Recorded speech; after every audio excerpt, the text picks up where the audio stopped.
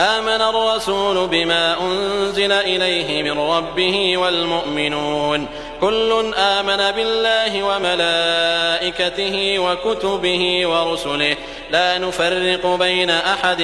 من رسله وقالوا سمعنا وأطعنا غفرانك ربنا وإليك المصير. لا يكلف الله نفسا إلا وسعها لها ما كسبت وعليها ما اكتسبت ربنا لا تؤاخذنا إن نسينا أو أخطأنا ربنا ولا تحمل علينا إصرا كما حملته على الذين من قبلنا ربنا ولا تحملنا ما لا طاقة لنا به واعف عنا واغفر لنا وارحمنا أنت مولانا فانصرنا على القوم الكافرين.